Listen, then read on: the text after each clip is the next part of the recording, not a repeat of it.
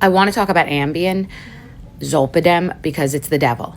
So I don't take things to sleep. I like my body to sleep naturally. But for a couple of nights, I hadn't slept, and I was really activated and really stressed about it. So it was at night, and I took a half an Ambien on 2 nights in a row. I only slept 5 hours, so it didn't even work. But more importantly, the next day, I didn't attribute it to this until yesterday. The next day, I was dizzy, like I had to lay on my kitchen floor.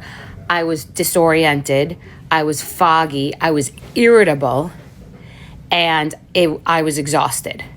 So I looked up the side effects. I also had a stomach ache. I was like, did someone poison me? So I looked up the side effects, and it says dizziness, nausea, etc. And I remember when I had my talk show years ago and I had to get up every day, and so I was worried about sleep. I was never more irritable. And I think it's the devil. I can't believe it's a real drug that people use. Ambien is the worst. And I know you've told stories, and I've read stories about people in the middle of the night doing crazy things and eating and being zombies.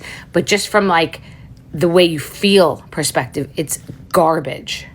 No one should prescribe that. Let me tell you a funny story while we made coffee. So I do my team holiday lunch yesterday, and people sometimes ask me what it's like to work for me. And this woman comes to my house 2 days ago, and she's 70 years old, looks like probably 60, she's great. And I say to her, why do you want to work here? She said, I'm 70, my girls are grown, I'm bored, I don't want to do the same thing every day, and I want to feel alive. And I said, okay, got it.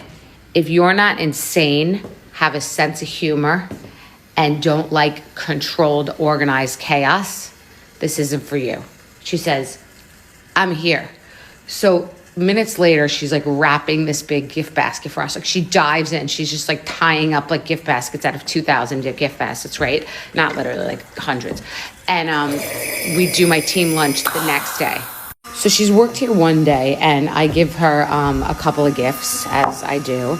And we invite her to the team lunch because I don't even know if we're hiring her, but who cares? We're all going, and she seems like a nice woman. She seems like she wants to be part of something, this is something. So if you want to be part of something, it's definitely something. And 5 times a day, we all look at each other and go, is this a workplace? Like, not because of any HR issue, but because on any given day, we're talking about chicken salad, then we're talking about Chanel, then we're talking about drones, and like I'll obsess over like mayonnaise. Like, it's not a normal workplace. And this is my work outfit.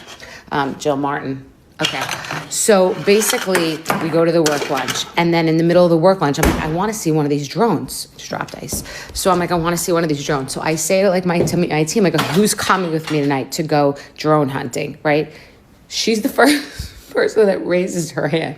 It's her second day of work. She raises her hand. So in the meantime, Mia, my other assistant, who at one point thought she might want a more normal job, and then got really upset with herself for thinking that. She got scared because we hired someone else. So she looks at me and she goes, okay, I can be strapped to the top of the car if you need. I have the president on Instacart looking for binoculars.